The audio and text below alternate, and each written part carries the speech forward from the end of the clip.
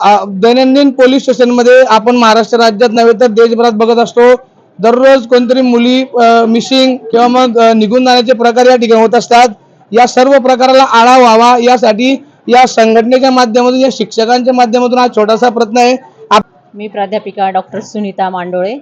आम्ही गेल्या अनेक वर्षापासून समाजामध्ये काम करत असताना बरेचसे असे जे प्रश्न होते मुलींचे, अगदी म्हणजे आम्ही शाळा महाविद्यालयांमध्ये काम करत आहोत, तर अगदी 5वी 7वी पासून तर अगदी त्यांच्या पौगंडावस्थेपर्यंत 12वी कॉलेजपर्यंतची अशी परिस्थिती आहे।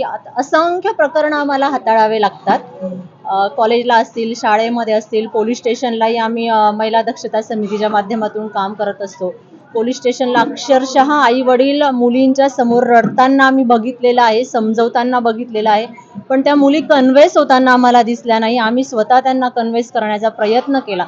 गेल्या अनेक वर्षापासून आम्ही हे काम करत आहोत। मग असं आम्हाला कुठेतरी वाटलं की या सगळ्या गोष्टींनी हा प्रश्न थांबण्यासारखा नाहीये, तर यासाठी काहीतरी ठोस पावलं उचलणं गरजेचं आहे। त्यामुळे आम्ही सगळे मराठा समाज बांधव आम्ही सगळे एकत्रित आलो आणि सगळ्यांच्या एकजुटीने आम्ही असा निर्णय घेतला की समाजाची, मुलांची मानसिकता बदलवणं गरजेचं आहे आणि ही मानसिकता बदलवण्यासाठी प्रबोधन होणं गरजेचं आहे आणि त्यासाठी आम्ही हा एक छोटासा प्रयत्न आमच्या माध्यमातून केलेला आहे।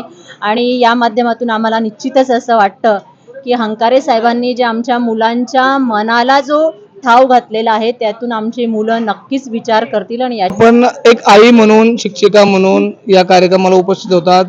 अनेक मुली खूप रडत होत्या। भावनेला जर खरं हात घातला गेलेला आहे, त्यामुळे दादांनी हा जो विषय घेतलेला आहे तो त्यांच्या मेंदूला म्हणजेच एक प्रकारे ब्रेन वॉश करण्याचं काम केलेलं आहे। आणि यातूनच आम्हाला हे सांगायचं आहे समाजाला पण की तुम्ही स्वतःच्या आई वडिलांना विसरू नका। सगळ्यात मुळापासून जर घाव घातला तर त्यांनी आई वडिलांपासून घेतलेला आहे। हा भावनेचा विषय असून आता जे व्यसनाधीन मुलं आहेत ते फक्त वरवरच्या प्रेम प्रकरणामुळे मुलींना कोणत्या प्रेम प्रकरणाच्या याच्या जाळ्यामध्ये जेव्हा अडकवतात, त्यामुळे मुलींचा त्यामध्ये दोष जरी असला नसला तरी मुली मात्र भावनात्मकरित्या तिथे अडकल्या जातात।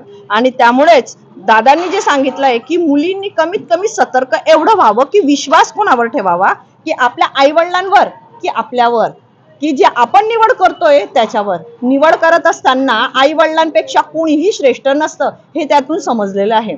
आई वडील तर आपण प्रत्येक ठिकठिकाणी जिथे लहानपणापासून तर मोठेपर्यंत आपल्या सोबत असतात, त्यामुळे त्यांना कधी कधी मोठं झाल्यानंतर डावललं जातं। हे डावलण्याचा जो प्रकार आता सध्या मीडिया मार्फत किंवा इंस्टाग्राम यांच्या थ्रू जे होतंय ते इतक्या आहारी गेलेले आहेत, त्या मोबाईलच्या आहारी, त्यामुळे सगळं जग त्यांना वैरी किंवा आई वडील सुद्धा वैरी वाटायला लागलेत।